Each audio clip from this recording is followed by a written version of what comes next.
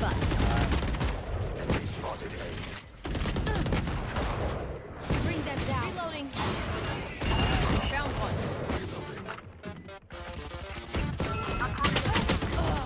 You had your fun. My turn.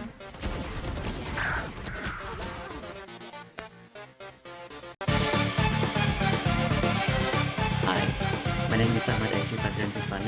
People call me by a lot of names like Ais, S, Kumis Tipis, and many more, but people usually call me Icy.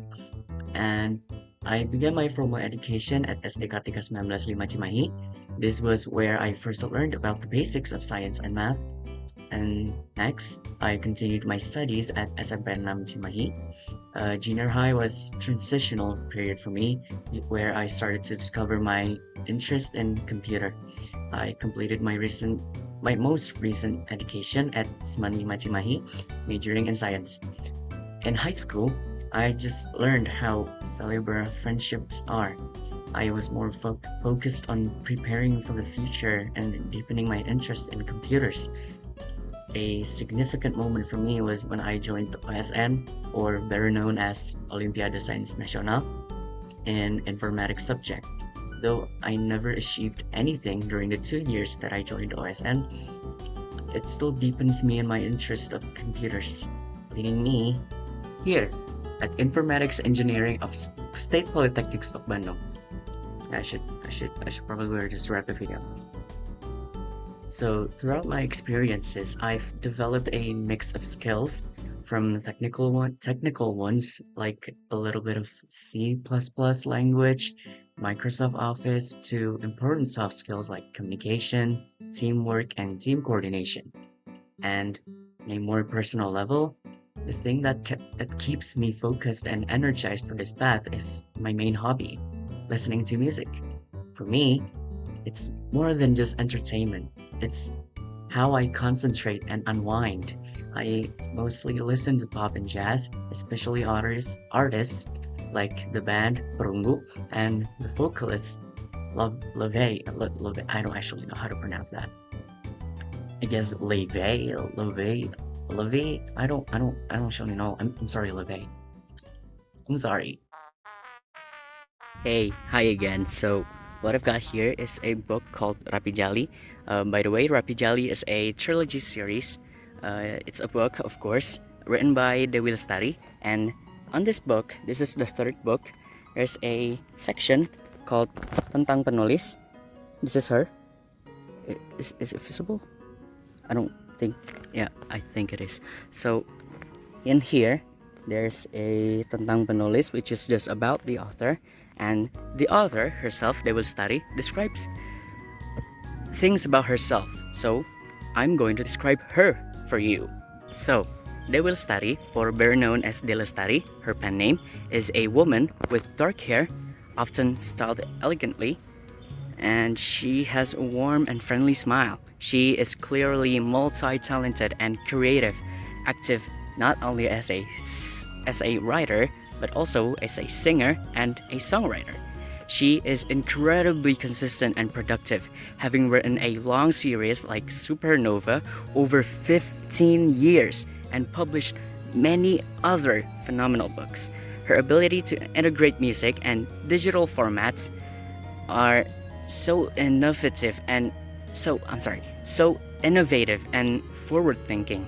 And finally, her interaction with her fan base, called Addiction, suggests she is someone who values her readers and community. So, the biggest motivation I take from De Lestari is the power of versatility and perseverance. She shows that you don't have to limit yourself just to one creative field. She excels in both writing and music. Her 15 years journey to complete the Supernova series also teaches me that great work requires long-term dedication. Furthermore, her use of digital series and book soundtracks for Rapi Jali inspires me to always think of new and innovative ways to present ideas. So, what I think of her plus is her works are both commercially successful national bestsellers and critically acclaimed, winning multiple awards like Book of the Year twice. Her minus is the provided biography is a summary of her achievements, so naturally, it does not mention any weakness or criticism of her work. Based on this text alone, no negative points are presented. Her interesting points are: it's interesting that she is the only Indonesian author to have won the Book of the Year award twice, and the concept of book soundtrack is a fascinating and modern way to create a more immersive experience for readers. I especially like the song Rumah Yang Baru, sung by Mawar Eva De Jong and Adikara. It's not just her ability to write captivating stories, but her skill in blending literature with music and technology that makes her truly stands out. She proves that a writer can also be a musician, an innovator, and a community builder. The lesson she teaches me is that creativity has no boundaries, and the true legacy is built through years of consistent, passionate work. That's my opinion on her. Now, I would like to describe an object that is very useful in my daily life, especially for my hobby. This object is the Baseus Bowie WM01 wireless earphones. It is named that because it's from the brand Baseus, with one of its models WM01. I've been using them for a while, and I'm going to break down everything you need to know, from the design and feel to how they actually perform in the real world. First thing you'll notice right out of the box is just how incredibly small and lightweight these are. The charging case has this smooth, rounded, pillow-like shape that fits perfectly in the palm of your hand or a small pocket. It's exceptionally compact and weighs next to nothing. When you open it up, you'll find the earbuds themselves. They have this ergonomic bean-shaped design, and each one weighs only 4 grams. Seriously, you barely feel them when they're in your ears, which makes them super comfortable for wearing over long periods. Both the case and the earbuds have a nice smooth matte finish. I really like this because it doesn't attract fingerprints, so they stay looking clean.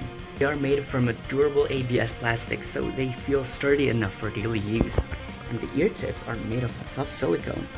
This gives you a snug in-ear fit that does a great job at passively blocking out some of the ambient sound around you, which is a nice bonus. So they look and feel great, but let's talk about the most important part, the function.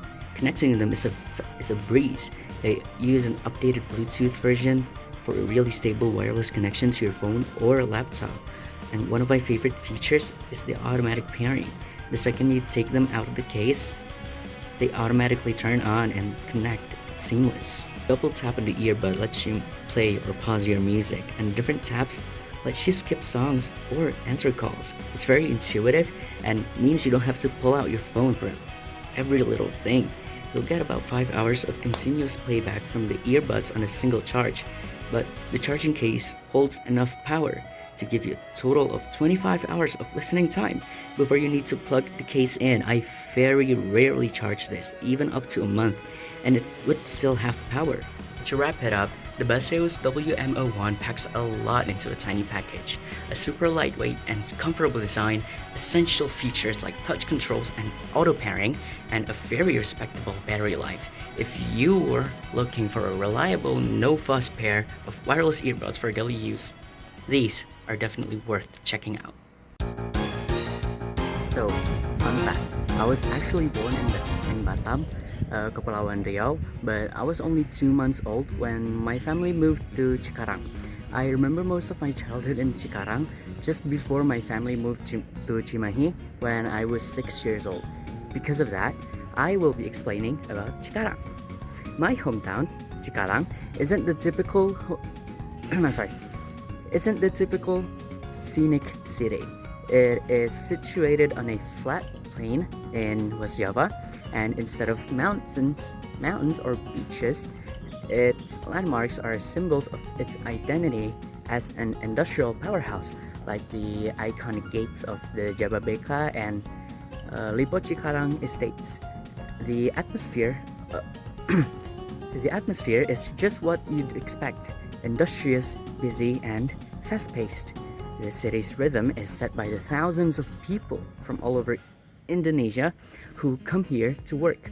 This creates a dynamic melting pot, which is also influenced by a large community of expatriates, especially from Japan or South Korea. This diversity is best experienced through its food. You can find authentic Japanese ramen right around the corner, and you can also find incredible local Sundanese food like nasi timbang. And of course, you can always find a great plate of sate maraki. While it's a city built for work, it's not without its fun, with places like Waterboom Lipo Cikarang for families to cool off in the hot and humid tropical weather. And getting around is easy too, with with everything from commuter trains to ride-hailing apps.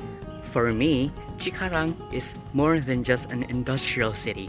It's a vibrant, dynamic place I call home. Now, my dream place could be the dream of a lot of people because it is, drumroll please, Norway. Everything I've seen about Norway is defined by its dramatic, breathtaking geography.